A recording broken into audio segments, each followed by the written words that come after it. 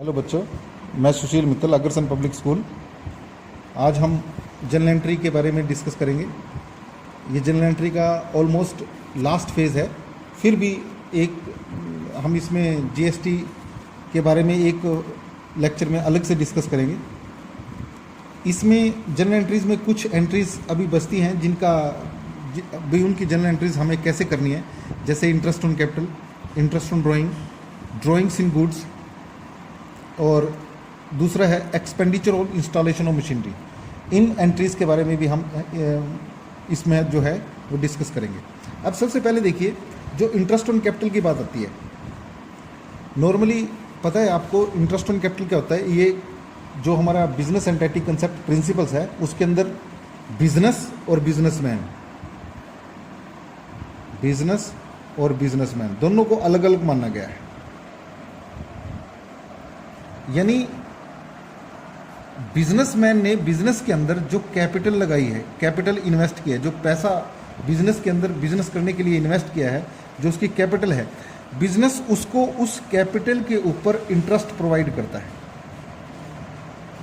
Interest provided by business. और ये जो इंटरेस्ट है बिजनेस के लिए एक्सपेंस हो जाता है और बिजनेसमैन के लिए इनकम होता है। और जब बिजनेस के, क्योंकि ये कैश में तो इसकी कैश में ट्रांजैक्शन नहीं होती, ये क्या करता है, ये हमारी कैपिटल को बढ़ाता है। तो बिजनेसमैन की कैपिटल बढ़ जाएगी। और क्योंकि ये एक्सपेंसेस है, बिजनेस के लिए ये एक्सपेंसेस है, इसलिए इसको जो है डेबिट किया जाता है। तो जब भी इंटरेस्ट ऑन कैपिटल प्रोवाइड किया जाएगा, उस सिचुएशन में हम एंट्री क्या करेंगे, interest on capital account debited, interest on capital account debited to capital account. इस तरीके से हम जो है एंट्री इसकी पास करेंगे। Being interest provided by the business on capital, या interest on capital provided by the business, इस तरीके से हम इसकी जो है एंट्री पास करते हैं। ये क्या करेगा, ये हमारी कैपिटल को बढ़ाएगा और बिजनेस के लिए एक्सपेंसेस है, इसलिए इसको नॉमिनल अकाउंट में इसको जो है एक्सपेंसेस को जो है वो डेबिट किया जाएगा। ऐसे ही interest on drawing second phase आता है इसका। इंटरेस्ट ऑन ड्राइंग क्या होता है, जैसे ही इंटरेस्ट ऑन ड्राइंग होता है, जैसे interest on capital charge provide किया जाता है, ऐसे ही अगर बिजनेसमैन बिजनेस से अपने पर्सनल यूज़ के लिए कैश या गुड्स बिजनेस से विड्रू करता है, तो उसको हम ड्राइंग्स बोलते हैं। बिजनेसमैन अपने बिजनेस से ज़्यादा पैसा विड्रू ना करे, इसके लिए क्या करते हैं, उसके अंदर एक प्रोविज़न बनाया जाता है भी, अगर बिजनेसमैन अपने पर्सनल यूज़ के लिए कोई कैश या गुड्स विड्रू करता है, तो उसके लिए उसके ऊपर भी इंटरेस्ट चार्ज किया जाएगा।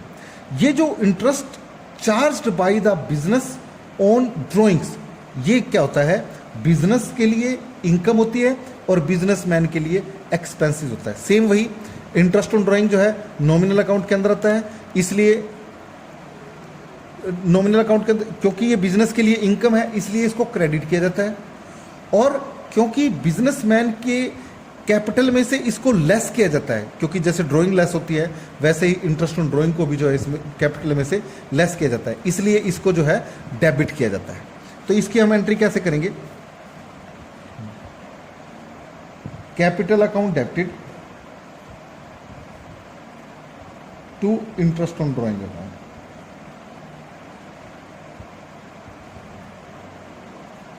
इस तरीके से एंट्री करें। कैपिटल की जगह आप जो है यहाँ पे कैपिटल की जगह drawing account debited to interest on drawing की एंट्री भी जो है वो कर सकते हो। बाकी capital account debited to interest on drawing जो है ज़्यादा अप्रोप्रिएट एंट्री जो है होती है। उसके बाद आती है ड्राइंग्स इन गुड्स। ड्राइंग्स इन गुड्स का मतलब है, अभी तक हमने जो एंट्रीज की बुक्स में, उसमें था cash withdrawn by the businessman for personal use. अब वहाँ पे सिर्फ वो कैश विड्रॉ कर रहा था, तो हम उस केस में एंट्री क्या करते थे, when cash withdrawn by owner for personal use, ये पर्सनल यूज़ भी कह सकता है, हाउस होल्ड यूज़ भी कह सकता है, प्रोप्राइटर्स यूज़ भी कह सकता है, मतलब सभी का मतलब जो है ड्राइंग्स विड्रू ड्राइंग्स है। तो इसमें इसकी हम एंट्री क्या करते थे, drawings account debited to cash account. पर अब वो कैश की बजाय गुड्स विड्यू करता है। सपोज हमारा फर्नीचर का काम है और फर्नीचर के काम में हमने सोफ़ाज वगैरह जो है सोफ़ाज वगैरह सेल करते हैं, तो उसमें एक सोफ़ा हमें पसंद आ गया और हमने क्या किया, वो अपने बिजनेस से सोफ़ा निकाल के उसको हमने घर में अपने पर्सनल यूज़ के लिए रख लिया। वहाँ पे कैश कम नहीं हुआ जबकि स्टॉक डिडक्ट हुआ। तो ऐसी सिचुएशन में जब गुड्स विड्रू की जाएंगी उस केस में हम एंट्री क्या करेंगे, drawings account debited to purchases account. इस तरीके से हम जो है उसकी एंट्री पास करते हैं। जब गुड्स विड्रू के दे, goods given away as charity, हमने क्या किया, पहले तो हम कैश देते थे, तो जब कैश चैरिटी के रूप में देते थे तो हम एंट्री क्या करते थे, charity account debited to cash account. पर जब गुड्स चैरिटी के रूप में दी जाती है उस सिचुएशन में हम उसकी एंट्री क्या करेंगे, charity account debited to purchases account. अब यहां पे देखिए, जब हम गुड्स परचेज करते थे तो हमारा स्टॉक बढ़ता था, हम उस टाइम एंट्री क्या करते थे, परचेज अकाउंट डेबिटेड। अगर क्रेडिट परचेज थे सप्लायर पर्सनल अकाउंट, कैश में परचेज करते थे तो purchase account debited to cash account. यहाँ पे हमारी गुड्स कम हो रही है। जब भी आपकी गुड्स कम होंगी, जब आप उसको पर्सनल यूज़ के लिए या किसी और पर्पज़ के लिए उन गुड्स को यूज़ करोगे, जब भी कम होगी तो परचेज अकाउंट को जो है क्रेडिट किया जाएगा। इस चीज़ का आपको जो है ध्यान रखना पड़ेगा। अब यहाँ पे एक चीज़ आपको और ध्यान रखनी पड़ेगी, इसमें एक एंट्री होता है goods given away as free sample. Goods given away as free sample, इसका मतलब क्या होता है,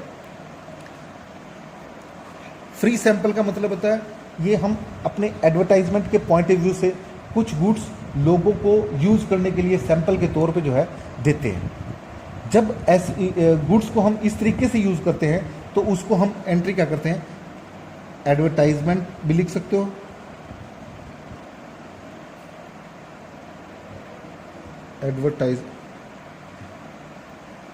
एडवर्टाइजमेंट भी लिख सकते हो उसको, या फ्री सैंपल भी लिख सकते हो,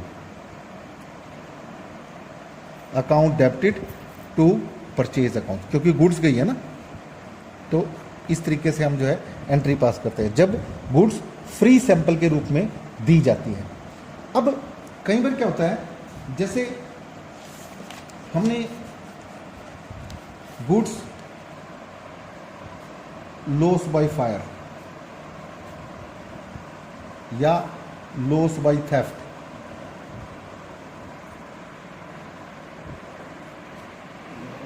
गुड्स हमारी चोरी होगी या गुड्स आग लग गई, तो उस सिचुएशन के अंदर भी हमें सेम वही, क्योंकि गुड्स कम हो रही है तो उस केस में हम loss by fire account debited to purchase account या loss by theft account debited to purchase account, इस तरीके से हम जो उसकी एंट्री पास करते हैं। अब यहाँ पे जब गुड्स लॉस बाय फायर होती है या लॉस बाय थेफ्ट होती है तो दो सिचुएशन आपके पास आ सकती है। एक सिचुएशन होती है when goods are not insured, और व्हेन गुड्स, दूसरी सिचुएशन क्या है हमारी, व्हेन गुड्स आर इंश्योर्ड। अब गुड्स जब इंश्योर्ड नहीं है तो सीधी सी बात है, सिंपल हम एंट्री उसकी क्या पास करेंगे, पहले करेंगे loss by fire account debited to purchase account, और साल के एंड पे हम क्या करेंगे, इसको प्रॉफिट एंड लॉस में सारा का सारा लॉस हम मान लेंगे और सारे लॉस को हम प्रॉफिट एंड लॉस में ट्रांसफर कर देंगे। हम एंट्री क्या करेंगे, profit and loss account debited to loss by fire. ये जो हमने लॉस बाय फायर अकाउंट खोला था इसको हमने क्लोज कर दिया।